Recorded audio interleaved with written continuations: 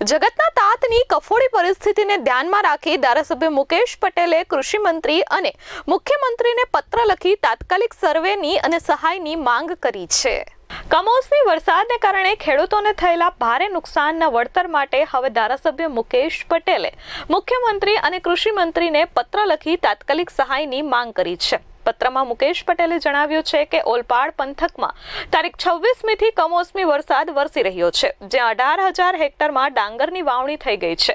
આ ઉપરાંત કઠોળ અને શાકભાજી પણ મોટા પાયે બનાવાયા છે।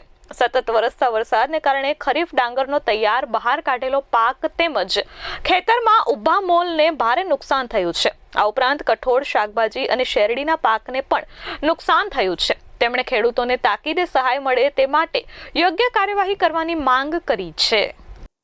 સમગ્ર ગુજરાતની અંદર આપણે જોઈએ છે કમોસમી વરસાદ છેલ્લા 4 દિવસથી વરસી રહ્યો છે અને એ વરસાદ વરસવાથી જે ચોમાસામાં વરસાદ પડે એના કરતાં પણ ખૂબ વધારે પ્રમાણમાં વરસાદ અલગ અલગ તમામ જિલ્લાઓની અંદર વરસી રહ્યો છે।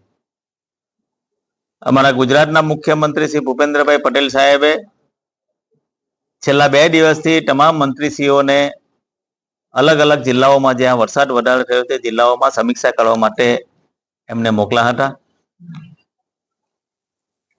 આ વરસાદ વરસવાના કારણે સમગ્ર ગુજરાતની અંદર તમામ ખેડૂતોનું નુકસાન થયું છે। આપણે સૌ જાણીએ છીએ ખેડૂતોની આ વરસાદના કારણે ખૂબ કફોડી પરિસ્થિતિ બની છે। ખાસ કરીને સુરત જિલ્લાની વાત કરું તો સુરત જિલ્લા અને દક્ષિણ ગુજરાતની અંદર પણ ખૂબ મોટા પ્રમાણની અંદર ડાંગર અને શેરડીનો પાક પકવે છે। આપણે જોયું છે કે તમામ મારા મંત્રીના તમામ ગોડાઉનો પણ ગત વર્ષે પણ ફૂલ થઈ ગયા હતા। આ વર્ષે પણ ગોડાઉનમાં માલ લેવાનું ચાલુ હતું, પણ તે દરમિયાન ખેડૂતોનો મોંમાં આવેલો પાક આ વરસાદના કારણે આ છીનવાઈ ગયો। ત્યારે આજે તમામ મારા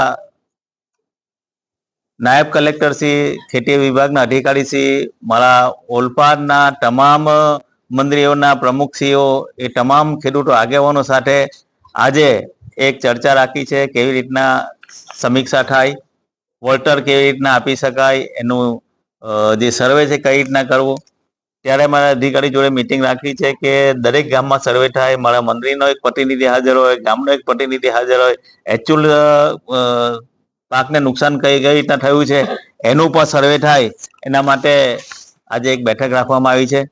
સાથે સાથે હું ગત વર્ષની વાત કરું, મારા ભૂપેન્દ્રભાઈ પટેલની સરકાર હર હંમેશા ખેડૂતની સરકાર છે। ગત વર્ષે ભાઈ આપણે જોયું છે કે 24-25 ની અંદર ઓક્ટોબર નવેમ્બરની અંદર વરસાદ થયો હતો। આવી સિઝન હતી। આ સિઝન દરમિયાન તમામ અમુક જિલ્લાઓની અંદર વરસાદ પડવાથી લગભગ ખૂબ નુકસાન આ સમયે થયું હતું।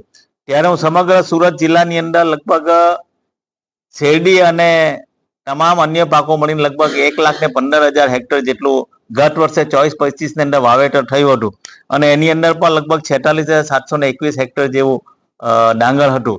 આ તમામ પાકોના નુકસાન પેટે ગુજરાત સરકારે, અમારા ભૂપેન્દ્રભાઈ પટેલની સરકારે 3,04,56,870 રૂપિયા ખેડૂતોને આ રાહત પેકેજ રૂપે એમને ચૂકવ્યા હતા। આ વખતેની વાત કરીએ તો આ વખતે પણ ખૂબ બધું નુકસાન થયું છે અને ગત વર્ષેની હું ઓલપાની વાત કરું તો લગભગ 25,939 હેક્ટર અલગ અલગ પાકો વાવેતર થયું હતું। એની અંદર લગભગ 19,220 હેક્ટર જેટલું ડાંગર હતું। એની અંદર ઓલપાડમાં બી લગભગ 22,25,000 જેટલી સહાયો આપણે ચૂકવી હતી। આ વર્ષની વાત કરું તો સમગ્ર સુરત જિલ્લાની અંદર તમામ પાકો મળીને લગભગ 1,04,145 હેક્ટર જેટલું ડાંગર, શેરડી, અન્ય પાકો મળીને આ રોપાણ થયું છે। એની અંદર લગભગ ડાંગર જોઈએ તો સુરત જિલ્લાની અંદર 49,274 હેક્ટર ડાંગર થયું છે અને ઓલપાડની અંદર પણ લગભગ 25,754 હેક્ટર જેટલું તમામ વાવેતર છે। એમાં ડાંગર પણ 19,173 હેક્ટર જેટલું ડાંગર છે।